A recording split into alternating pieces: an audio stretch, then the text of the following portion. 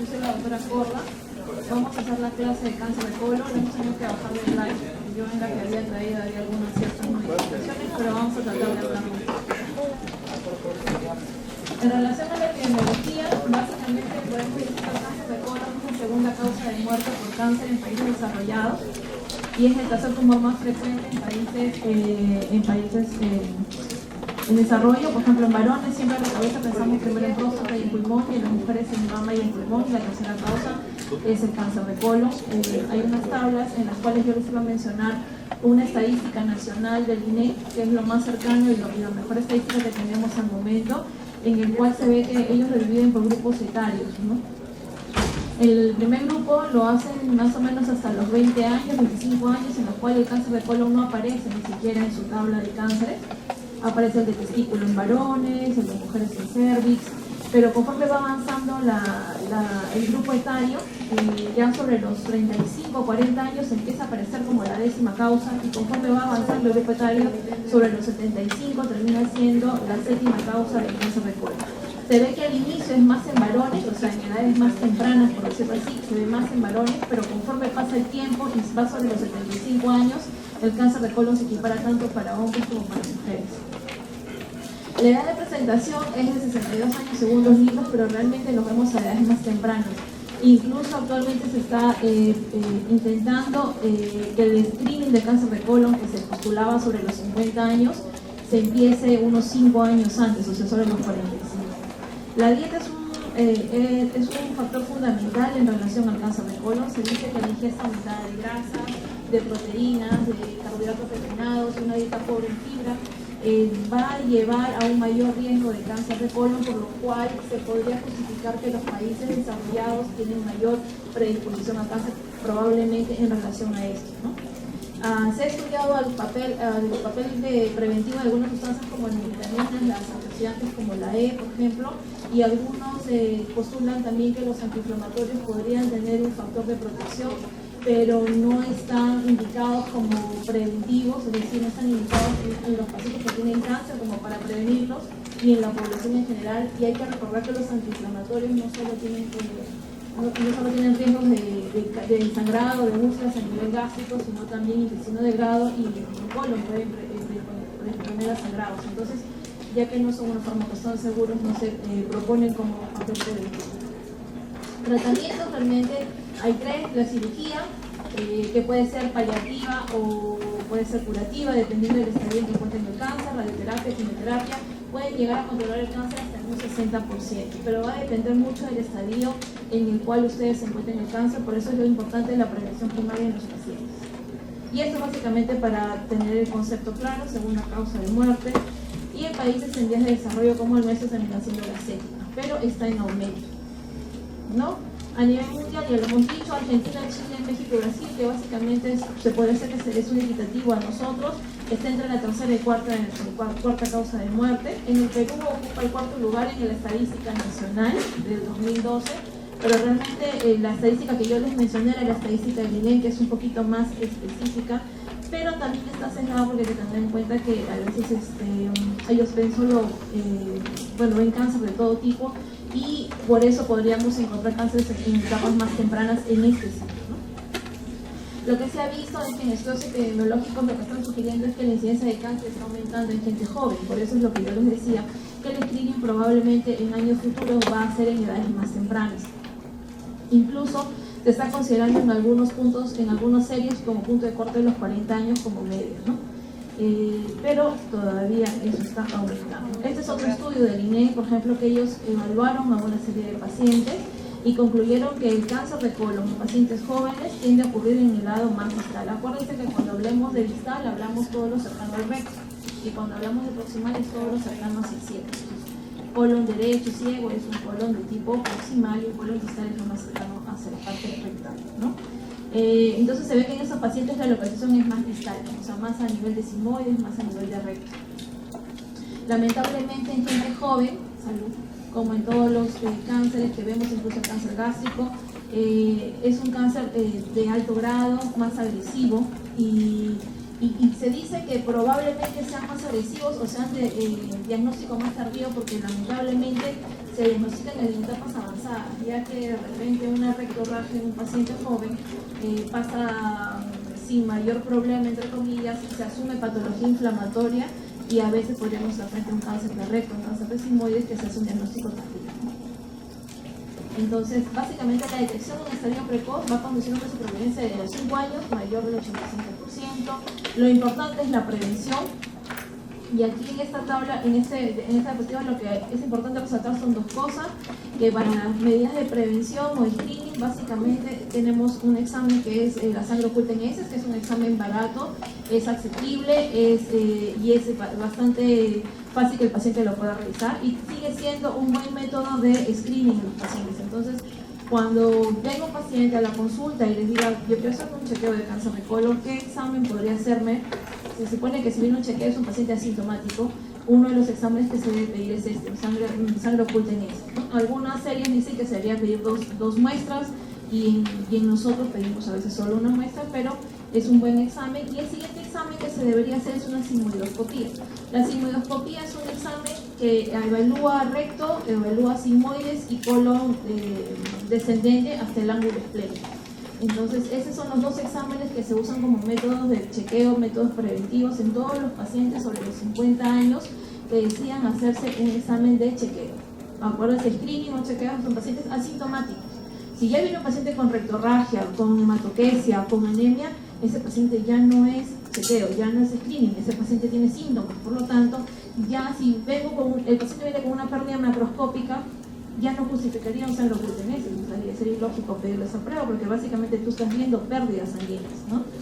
Y lo que pedirías probablemente ya no sería un examen corto, como una sigmoidoscopía, lo que pedirías sería un examen completo, como un examen de colon. Entonces, este es básicamente para screening, para chequeo. El cambio radica nada más que en los pacientes que tienen riesgo familiar, como parientes de primer grado, padre, madre, abuelos, hermanos con cáncer de colon, en ellos el preventivo se empieza a los 40. Esa es la diferencia. O 10 años antes del cáncer más joven. ¿Qué significa? Si el papá tuvo cáncer a los 40, el hijo debe empezar el control a los 30. Pero si el padre tuvo cáncer a los 60, cae en la regla de los 40 años. Básicamente esa es la diferencia, ¿no? ¿Y por qué sigmoidoscopía y por qué no de frente colonoscopía? Algunos postulan que mejor debería ser un examen completo y no están fuera de lo lógico, ¿no? Pero sigmoidoscopía, ¿por qué? Porque la mayoría de cánceres los encontramos en el lado izquierdo.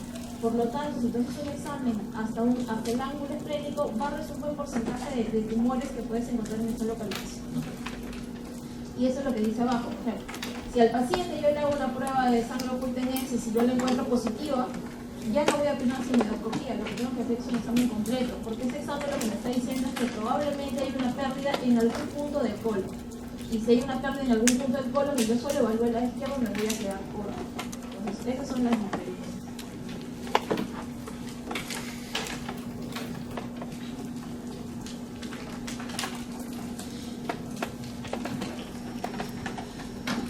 Y eso es lo que tengan en cuenta, ¿no? Y esto nos va a servir para algunas cosas, para explicar también síntomas más adelante. Entonces, la mayor cantidad de cáncer se encuentran en el lado izquierdo, o sea, recto, sigmoides, colon descendente y hasta ángulo esplénico.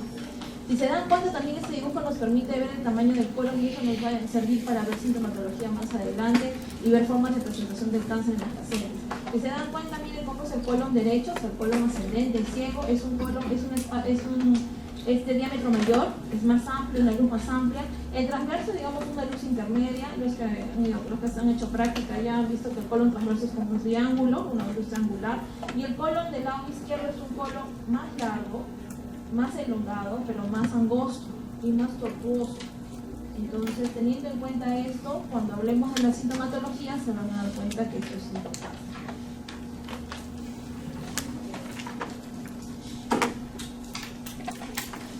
Entonces, lo que se está viendo actualmente es que el cáncer que está aumentando no es el distal, sino es el proximal, que está cambiando en el tiempo.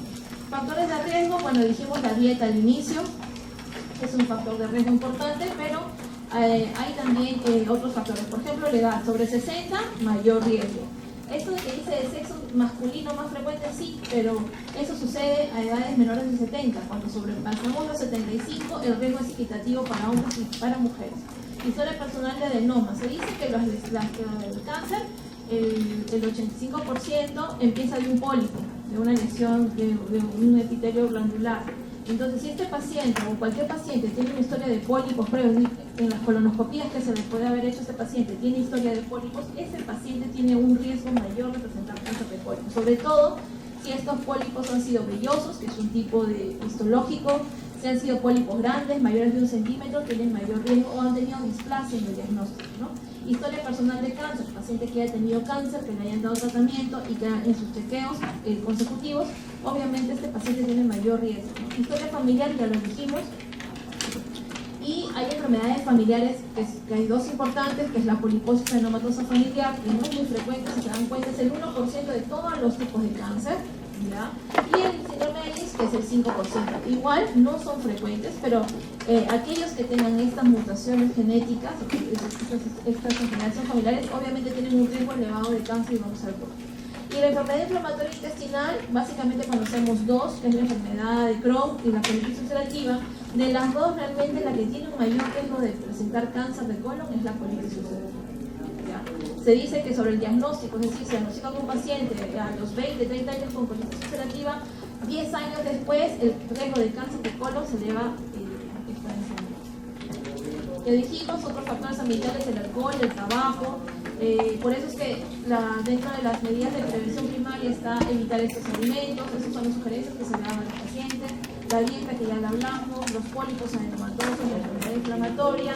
Esto es importante, mujeres que hayan tenido historia de cáncer de mama, de útero, ovario, son pacientes de alto riesgo, por lo tanto ellas deben entrar al screening y a chequeos preventivos. Historia familiar de cáncer y factores genéticos. Eso lo vamos a explicar. Entonces,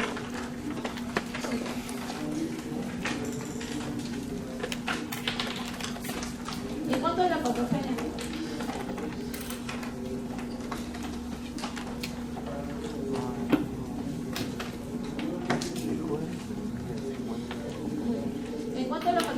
esto es lo que tenemos nosotros. Un epitelio normal, como cualquier paciente, en los cuales hay un defecto en el gen APC, puede llevarte a un epitelio displásico. Esta es la secuencia adenoma tumor, ¿no? Yo puedo tener un epitelio displásico, luego se transforma en un adenoma temprano. Pero este adenoma puede tener una activación del oncogeca RAS y supresión de algunos genes y puede llevar a un adenoma intermedio, a un adenoma tardío, a un cáncer y a metástasis. ¿Cuánto tiempo pasa desde que empieza el epitelio normal hasta que pasa todos estos cambios? Pues generalmente se dice que desde que uno tiene un pólipo muy pequeño puede pasar entre 5 a 10 años para que esta lesión se pueda degenerar en un tumor. Razón por la cual los chequeos de prevención se hacen cada 5 a 10 años. Esa es la razón por la cual los chequeos no se hacen de forma anual, sino y los pólipos pueden ser de diferentes formas. En cuanto a formas, pues tenemos lesiones pediculadas como la que ven ahí, que parece un arbolito, lesiones séxiles, que son como unos honguitos. Eso es en cuanto a forma. En cuanto a histología, tenemos pues pólipos de tipo hiperplásico, pólipos adenomatosos, ¿no? Pólipos con displasia de alto y bajo grado, que eso me va a llevar a mí a estandarizar cada cuánto deben ser los controles. Entonces, en cuanto a cáncer de colon, el 85% de estos cánceres tienen relación con pólipos, tienen relación con mutaciones de las que hemos hablado, pero felizmente la gran mayoría son bien diferenciados de localización distal, aunque últimamente se está viendo un crecimiento hacia el lado proximal y esta es la gran mayoría. Un pequeño porcentaje, el 15%, lamentablemente son los que se presentan en el lado derecho, pero son los más agresivos, los menos diferenciados, ¿no?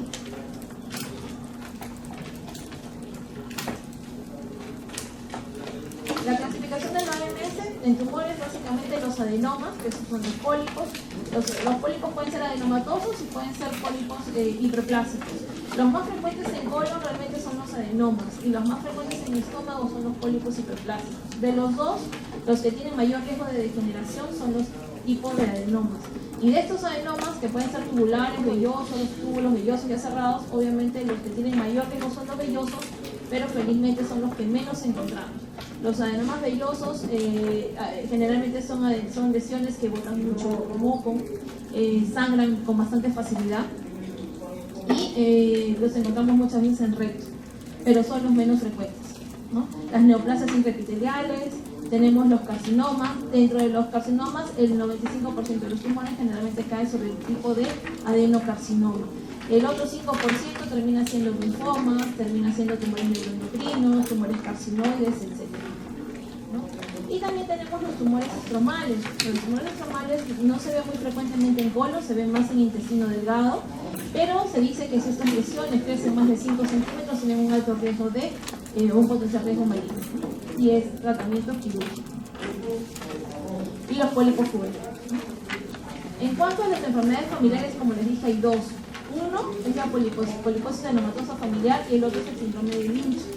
La poliposis adenomatosa familiar es el 1% de todos los casos que se presentan y básicamente son mutaciones a nivel del gen APC.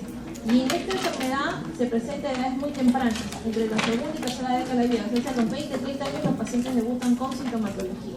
Y se caracteriza principalmente por tener pólipos. ¿Cuántos pólipos? Se dice que para hacer el diagnóstico tendrías que tener más de 100 pólipos en todo el cuerpo.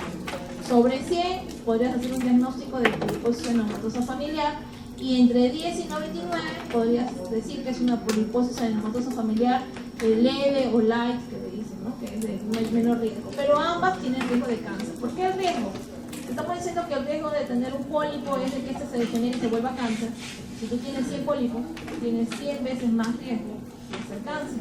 Y no es que tengan 100, tienen todo el colon tapizado de pólipos, ¿no? Entonces, poder hacer un mapeo de cuál pólipo va a degenerarse o no, pues probablemente muchos puedan ser hiperplásicos y no se vayan a degenerar, pero otros tanto van a ser pólipos adenomatosos con displasia y eso se van a degenerar. Entonces, lamentablemente estos pacientes hacen cáncer de colon a edades tempranas. Si decimos que la progresión de un pólipo hasta volverse un cáncer demora entre 5 a 10 años y estos pacientes debutan a los 20 años, entre 20 y 30, esos pacientes a los 30 o 40 años van a tener cáncer de colon o recto. De hecho, que van a tener cáncer. Y muchas veces los descubrimos, en nuestro país los descubrimos por que vienen ya con un cáncer. Una vez tuve una familia, un señor que vino con rectorragia, le hicimos el examen, tenía 42 años y tenía una lesión grande del recto y todo el colon tapizado de pólipos. Se le hizo a la familia el estudio de colon y a los hermanos, todos tenían excepto uno, y no quiso recibir tratamiento y al año vino con cáncer. Entonces, estos pacientes tienen alto riesgo de hacer cáncer a edades tempranas. ¿Cuál es el tratamiento? Sacar los pólipos no es una opción, es demasiada cantidad de pólipos, ¿no? Entonces, el tratamiento ahí es extirpación total del colon y recto. O sea, hay que sacarle todo el colon, todo el recto y dejarle con una ileostomía por vida. Ese es el tratamiento. Y como es un tratamiento tan radical, muchas veces los pacientes no quieren ese tratamiento. Es por eso que la mayoría de estos pacientes en nuestro país fallecen por cáncer de colon, en este tipo de pacientes. No los vemos mucho, tampoco es que veamos mucho de esos casos. El síndrome de Lynch es básicamente un cáncer también relacionado por mutaciones, pero este tipo de tumor se relaciona con otro tipo de cánceres, por ejemplo, endometrial, urinario y intestino delgado. Son causas de cáncer, son tipos de patologías que producen cáncer, pero no las vemos de forma muy frecuente, ¿no? Hay que tener en cuenta que no solo se forman pólipos, en la poliposis adenomatosa familiar no solamente se forman pólipos en colon y recto, también se forman pólipos en duodeno, en intestino delgado, entonces así que también tiene otro tipo de riesgos, ¿no? Generalmente, eso ya lo dijimos, básicamente de presentación a los 16 años, 20 años, muy temprano. Hay que también tener en cuenta pólipos duodenales. La atenuada es la que les dije, pero igual el riesgo de cáncer es del 50-80%, o sea, no quita que es un riesgo bastante alto, ¿no? En pacientes muy jóvenes. Entonces, este tipo de enfermedades, tanto la poliposis como el síndrome de Lynch, salen del esquema del screening convencional, salen del esquema del screening para familiares con riesgo. No, este tipo de enfermedades tienen su propio seguimiento, y en otros países este tipo de seguimiento se hacen en relación a si tienen prueba genética positiva o no, que es lo que se le debería hacer. A la familia que yo le dije, salud, no le pudimos hacer prueba genética porque acá no se hace, se tiene que mandar afuera, es muy costoso. ¿Qué se hizo? Se mapeó a todas las familias, se le hizo colonoscopía a todos los hermanos, ¿no? No realmente es la forma es las pruebas genéticas. Entonces, dependiendo si tiene prueba genética positiva o no, es que empiezan a hacerse los screening y los chequeos. Ellos empiezan con exámenes a temprana edad, ¿no? 10 y 15 años empiezan ya a hacerse exámenes, es decir, endoscopías, colonoscopías, y el seguimiento va a depender si evolucionan o no a cáncer. Entonces ellos escapan de la norma de los 50 años, de los 40 años, ellos escapan de esa norma porque es un grupo especial, es un grupo de alto riesgo. Y el síndrome de Lich, como ya les dije, es una mutación también de genes, y eso tiene relación a otro tipo de tumores. Y como ven acá, no se recomienda ni siquiera en la poliposis, ni siquiera en el síndrome de Lynch, el uso de AINES como tratamiento profiláctico. Se ha visto, se ha propuesto, pero no está indicado. Y esta es la secuencia que habíamos hablado, ¿no? Como ven, por ejemplo, este es un pólipo en cuanto a forma de tipo Ceci, estos son pólipos de tipo pediculado. Entonces la lesión va creciendo, va aumentando y va infiltrando. Una vez que infiltra, el tratamiento ya deja de ser endoscópico y ya pasa a ser un tratamiento quirúrgico. Y básicamente decimos que ya escapa de la posibilidad endoscópica cuando tiene un tamaño mayor de 2 centímetros. Más de 2 centímetros tiene un alto chance de que tenga alguna célula maligna. Entonces, factores que nos hacen ver a nosotros si es que son lesiones que pueden ir a malignidad, uno es el tamaño mayor de 2 centímetros. Prevención, ya le hemos hablado, que realmente no está indicada, se propone, pero no está realmente indicada. Y en cuanto a anatomía patológica, es lo que yo les había dicho hace un momento, del tamaño del colon, del diámetro del colon, tiene que ver de cierta forma con esto. Por ejemplo, acá dice que el colon proximal, o en el colon proximal, y el colon proximal hablamos del lado derecho, son lesiones de tipo polipoide. ¿Por qué son de tipo polipoide? Porque como es un espacio tan amplio, le da chance a que la lesión pueda crecer como un tumor. Por eso que uno de los síntomas de un cáncer de colon derecho es masa palpable. Le da tiempo a que la lesión pueda crecer sin que el paciente se dé cuenta, y cuando viene a la consulta, en el momento del examen físico, lo que tú puedes a veces palpar es una masa en el lado derecho, cosa que no sucede en el lado izquierdo, y eso tiene que ver mucho con el diámetro del colon. El colon izquierdo, por ejemplo, los tipos de tumores que se presentan a este nivel son ulcerosos y son de constricción anular, es decir, crecen de forma circunferencial. Por lo tanto, en un espacio pequeño con crecimiento circunferencial y que cierra la luz, el síntoma principal del cáncer del colon izquierdo va a ser obstructivo, porque como es pequeño la luz y encima las lesiones que presentan ahí son anulares, te van a dar un tipo de tumor que va a generar obstrucción. Los síntomas, ¿cuáles van a ser? Dolor abdominal, distensión, pueden haber diarrea por rebosamiento, náuseas, vómitos de los pacientes, y van a venir generalmente estos tipos de cáncer vienen a la emergencia. El cáncer infiltrante o esquirro generalmente es en recto o en la unión recto-sigmoidea, o sea, es abajo, distal, y es un engrosamiento difuso de la pared. Cáncer de recto, por ejemplo, ¿qué síntomas puede tener? Toda patología que ocupe recto generalmente les va a dar pujo, les va a dar tenesmo y obviamente va a dar sangrado. Y va a dar sangrado asociado ¿a qué? A deposición, porque cada vez que la deposición pase y hay una lesión ahí, va a sangrar. Por lo tanto, el tipo de sangrado va a ser rectorragia. El cáncer de recto da rectorragia asociada a deposición, con pujo, con tenesmo y con mucho dolor sacro por infiltración de los plexos. Entonces, ¿con qué se confunde este tipo de cáncer? Lamentablemente se confunde con patología benigna como hemorroides. Hay muchos pacientes vienen que tengo hemorroides y al final tenían un cáncer por recto.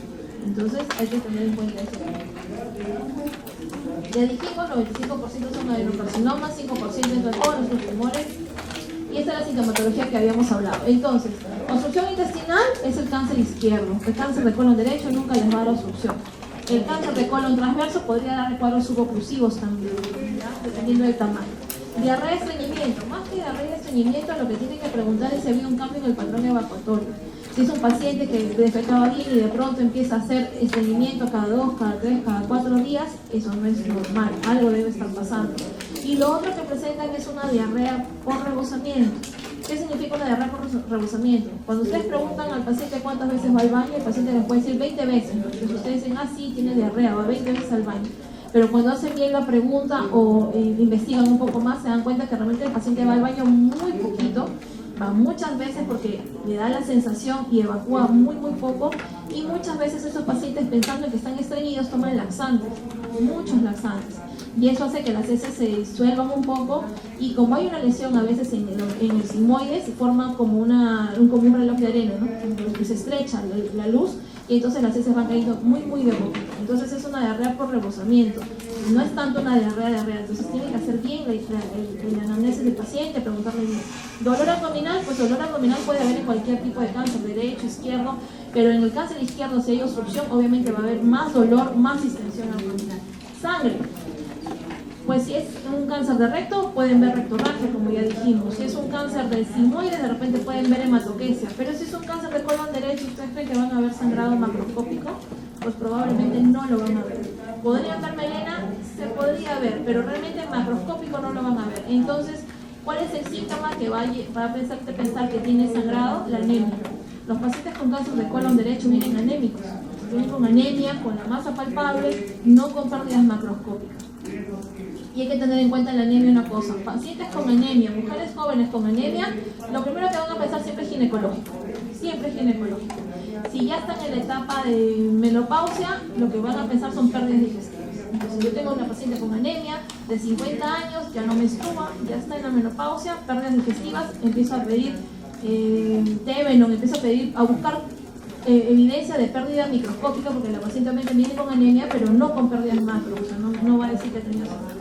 Varones con anemia es bien raro, o patología inmunológica, y si no hay nada por ahí, pérdidas. Busquen próstata y busquen tracto digestivo. Un varón con anemia es muy raro, ¿ya? Y baja de peso, que lo pueden dar todos los cánceres. Esto es básicamente lo mismo. Muchos pacientes vienen con la sintomatología de anemia, una anemia severa, y hay cuadros paraneoplásicos. Sí, hay cuadros paraneoplásicos que se pueden presentar antes de la evidencia de la lesión gástrica, o durante o después. Y estas tres definiciones tienen que tener en cuenta. Uno es enfermedad metastásica, que puede haber hasta en el 20% de los pacientes. Obviamente, tardas en el diagnóstico, puedes encontrar metástasis ya al momento de que haces el diagnóstico. Cáncer sincrónico y cáncer metacrónico. Y aquí tienes que diferenciar. El cáncer sincrónico, que se ve a veces en el 5% de los pacientes, son 2 o más tumores primarios distintos. Y es la razón por la cual, cuando tú tienes una lesión del lado izquierdo, tienes que completar el estudio hacia el lado derecho. Porque así como en el lado izquierdo puede haber una lesión, en el lado derecho puede haber una lesión similar.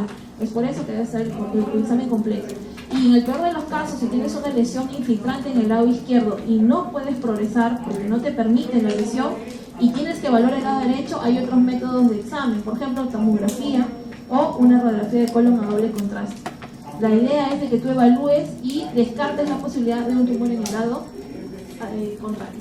Y el metacrónico es un nuevo tumor que se desarrolla después del diagnóstico, es decir, un paciente le haces una colonoscopía completa, le encuentras un tumor en el lado izquierdo y por lo menos pasa 6-8 meses después del diagnóstico que ya lo operaron, aparece un nuevo tumor. Esa es una lesión metacrónica. Diagnósticos diferenciales hay un montón, desde cualquier diagnóstico que te haga perder sangre, por ejemplo, cualquier patología de colon que te pueda dar pérdida sanguínea. Tienes, como ya dijimos, hemorroides, tienes enfermedad diverticular complicada, tienes enfermedad inflamatoria, las colitis también te dan sangrado, tienes lesiones benignas, tienes un montón de enfermedades que podrían hacerte sospechar o podrían entrar dentro de tu diagnóstico diferencial. Pero tienes que tener en cuenta una cosa: la edad es importante, los factores de riesgo del paciente, el tiempo de la enfermedad y los síntomas asociados para poder hacer un descarte o un diagnóstico diferencial.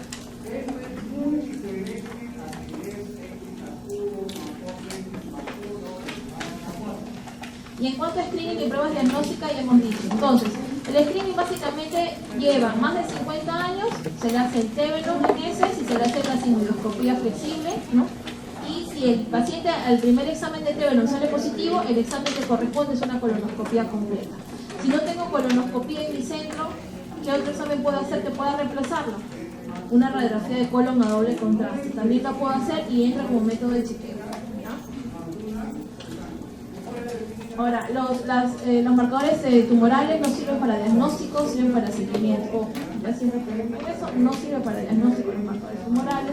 Y eso del hemograma, obviamente, si quieres ver si hay anemia o hay alteración hepática pensando en metástasis, también lo puedes ver.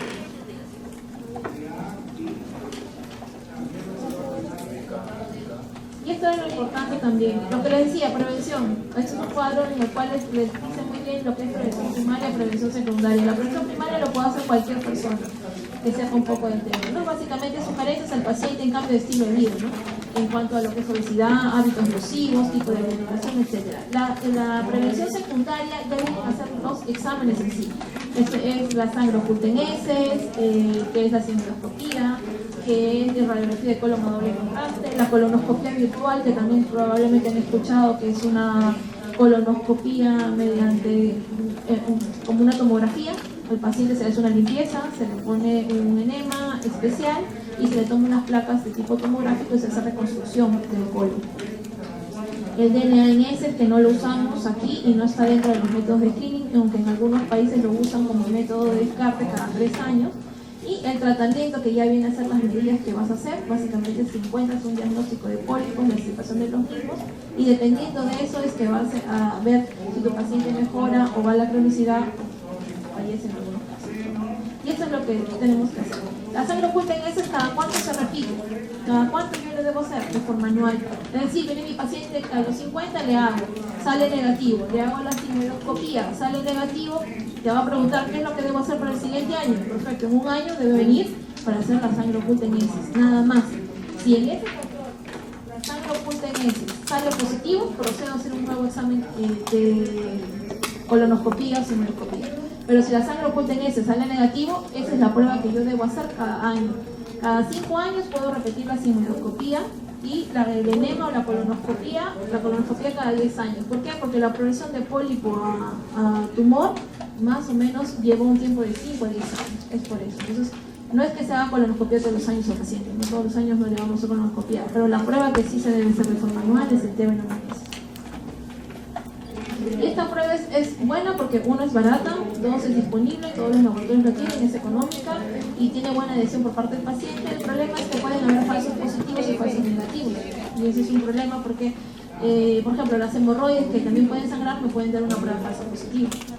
Si de repente el paciente no hizo la dieta de la suspensión de carne roja, la ingesta de hierro, de vitaminas, etcétera, también me puede dar una prueba falsa positiva, ¿no? Y falsos negativos a veces tienen que ver en relación a otro tipo de alimentos, al almacenamiento de la muestra, si el paciente, a veces los laboratorios no lo procesan de forma adecuada, etcétera. Entonces, sí es una buena prueba, mejora la sensibilidad si a veces se le toma 2 o 3 pruebas seguidas al paciente, pero se sigue usando y se sigue como método de screening. Y no solamente en nuestro país, por ser un país en vías de desarrollo, que es una prueba barata y se hace, pero es que realmente sigue siendo un método de chequeo en un montón de países desarrollados y en vías de desarrollo. Sí se usa. Y el test inmunohistoquímico es una prueba un poquito más exacta. Que lo bueno de esta prueba es que no hay que hacer la dieta, no interfiere con otro tipo de sangre, básicamente identifica solamente sangre humana, o sea que si tomó la vitamina o consumió carne roja no va a haber una falla, un poquito más cara, pero también se hace y está al alcance de los pacientes, también es una buena prueba. Esto es para que tengan una idea que en Japón, por ejemplo, ellos empiezan su screening a los 40, a diferencia de lo que es en el en general, y ellos hacen para mejor sensibilidad 2 pruebas a los pacientes. Y ellos han encontrado un aumento de cáncer de colon derecho porque ellos asumen que a veces el colon del lado derecho no se limpia bien en el examen. O sea, se hacen unos exámenes y ustedes han visto a veces los exámenes de colonoscopía, a veces no están muy limpios. Realmente si no está muy limpio se te puede pasar lesiones tan pequeñas de 2, 3, 4 milímetros. Y entonces si se deja o se espera 10 años para el control y por ahí una lesión que no se logró identificar adecuadamente, cuando hagas el control en 10 años probablemente encuentres una lesión bastante grosera. La colonoscopía ya la han visto la mayoría de ustedes en práctica. Es un examen que se empieza a nivel rectal, se evalúa canal anal, recto y se llega hasta colon derecho, hasta ciego, básicamente hasta la válvula ileocecal. Y en muchos casos se ingresa hilo en distal, sobre todo cuando buscamos causa de anemia o diarrea crónica, está indicado entrar hilo en distal. ¿Es un buen método? Sí. ¿Es invasivo? Lamentablemente sí, pero te permite hacer diagnóstico y muchas veces tratamiento con extirpación de pólipos. ¿Ya? ¿Cuál es la limitación de, por ejemplo, una radiografía? Si está bien hecha es un buen método, pero las lesiones menores de 1 centímetro no las puede ver correctamente. Si hay alguna lesión dudosa va a tener que ir a un examen visual. Si hay una mala preparación se puede confundir heces con lesiones tumorales. Y la colonoscopía virtual es una buena prueba, sí. Mucha gente no quiere hacerse el examen de colonoscopía, que es invasivo, pero lamentablemente si en la colonoscopía virtual encuentras una lesión sospechosa, también debe ir a una colonoscopía convencional. Los estadios de cáncer se usa la misma clasificación, el TNM, que básicamente tumor, ganglios y metástasis, y de acuerdo a eso se ve invasión, ¿no? Si solamente está, por ejemplo, en la mucosa, si hay lesiones en mucosa, se puede extirpar por vía endoscópica. Si hay lesiones en la submucosa, actualmente ya se pueden extirpar por vía endoscópica cuando son más de 2 centímetros incluso, pero cuando ya hay invasión de muscular o serosa son tratamientos quirúrgicos, o sea, ya no entra para el endoscopista. Y este es el mismo cuadro, pero básicamente en otro corte. Obviamente, dependiendo del tipo de tumor y si hay invasión o no ganglionar y metástasis, va a ser el estadio. La clasificación de Dukes es una clasificación que se usa más para la parte quirúrgica y que es muy parecida al TNM. Y el pronóstico básicamente va a depender obviamente del estadio que encuentres el paciente, ¿no? Es un paciente en un estadio 1 o 2, probablemente sea un tratamiento curativo, en un estadio 4 va a ser un tratamiento preventivo. Por ejemplo, radioterapia va muy bien en cáncer de recto, muchas veces es solamente el tratamiento radioterapia, ya sea curativo o radioterapia para tratamiento de soporte y de reducción de tumor antes de la cirugía. La cirugía generalmente lo que pide es que en colon se extirpe el tumor y se deje un rango de 5 centímetros de margen tanto distal como proximal. En recto, lamentablemente, como mide tan pequeño, 12, 13 centímetros, no se puede dejar un rango de 5 centímetros hacia arriba y hacia abajo. Entonces, en estas lesiones hay necesidad de reducirlas para poder extirparlas. Y su rango de margen de borde libre son 2 centímetros. Lo que ven acá en esta diapositiva básicamente es lo que les he dicho. Pólipos más de 2 centímetros, mayor riesgo. Los adenomas, mayor riesgo, ¿no? Los hiperplásicos, pobremente, muy poco van a malignizarse y la gran mayoría de cánceres vienen de un pólipo. Estas básicamente las lesiones en relación a su forma, pues pueden ser lesiones polipoideas, pueden ser lesiones planas, pueden ser mixtas, elevadas y planas, excavadas, etc. Esta imagen es básicamente lo que nosotros vemos en cuanto a forma. Y aquí hay otra en cuanto a histología. Esto es lo que nosotros podemos ver con cromoendoscopía. La cromoendoscopía es una forma electrónica de hacer una tinción de una zona para poder identificar el tipo de lesión. Entonces, la idea de estos métodos actuales es poder identificar solo al momento de hacer el examen endoscópico cuál lesión podría tener mayor riesgo de ser una lesión maligna. Por ejemplo, si yo tengo los vasos tortuosos, irregulares, es probablemente mayor riesgo de que esto sea una displasia de alto grado y que sea un pólipo adenomatoso versus que sea pues un pólipo hiperplásico. Pero el diagnóstico final lo hace la biopsia, es decir, con extirpación.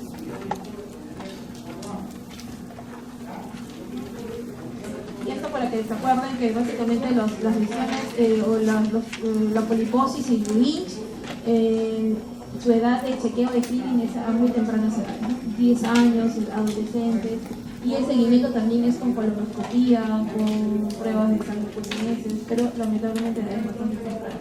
Lo que habíamos dicho, los más frecuentes son los tubulares, pero los más malignos son los de tipo velloso, felizmente son los que menos se presentan. Cirugía, en la mayoría de pacientes se hace cirugía ya sea curativa o paliativa, radioterapia, más que nada en cáncer de recto, para reducción o para tratamiento completo.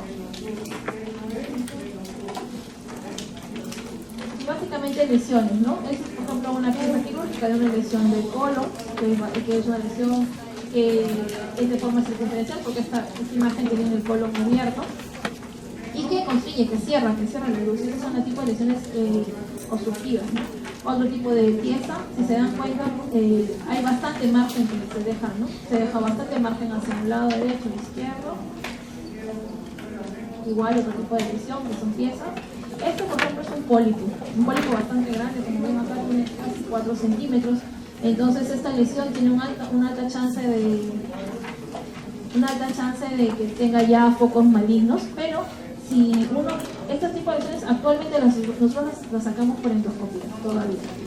Lo que valoramos nosotros es el pedículo, ¿no? Sacamos aquí y mandamos a analizar toda la pieza. Si el pedículo está limpio, o sea, fuera de lesión, y la lesión neoplástica que puede tener está en la parte de la lesión alta arriba, es una paciente que se ha curado y ya no tiene necesidad de una extirpación como ven ustedes en esta imagen.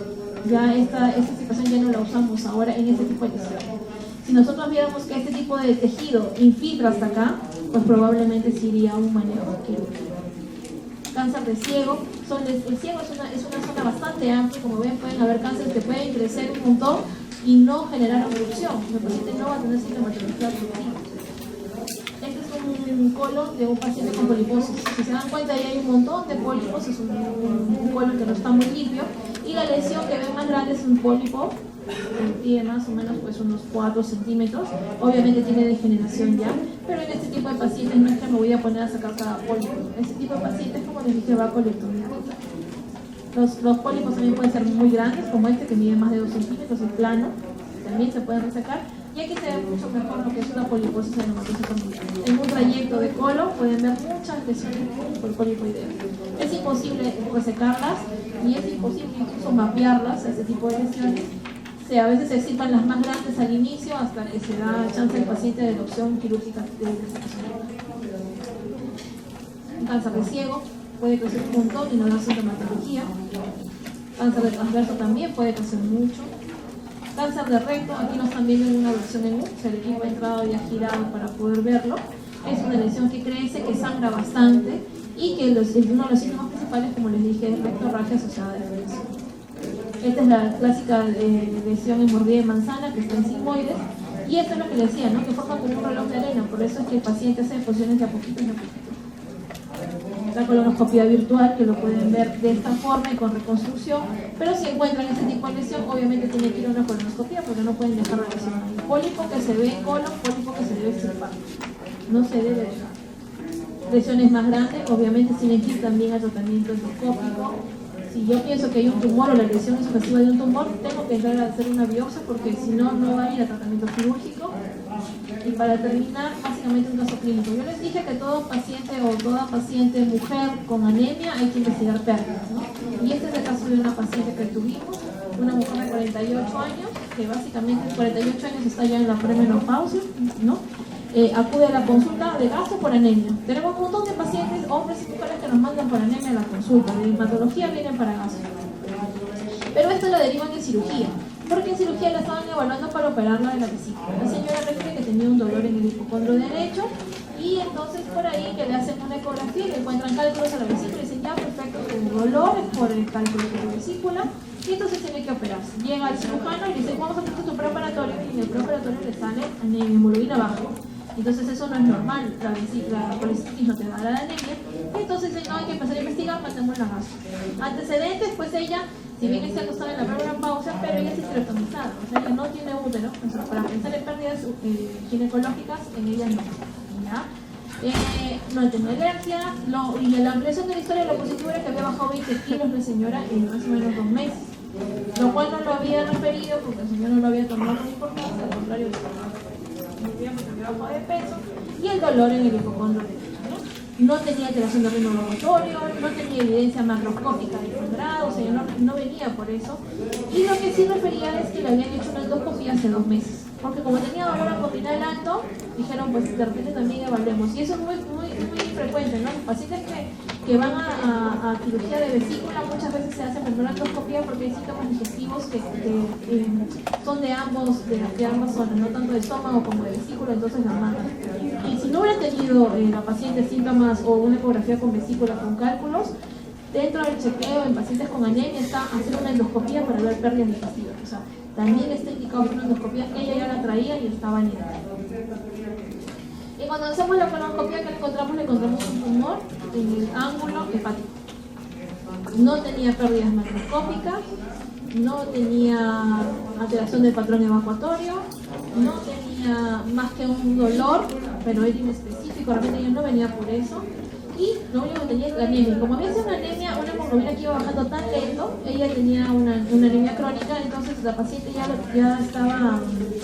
Era una anemia que había presentado tan lento que su cuerpo se había adaptado, porque ella no venía por los síntomas de anemia, ella hacía todas sus actividades de forma normal, pero tenía un tumor. Entonces, todo paciente que tiene anemia, una de las cosas a investigar es pérdidas digestivas, y dentro de las pérdidas digestivas es el cáncer de colon, una de las enfermedades que hay que investigar.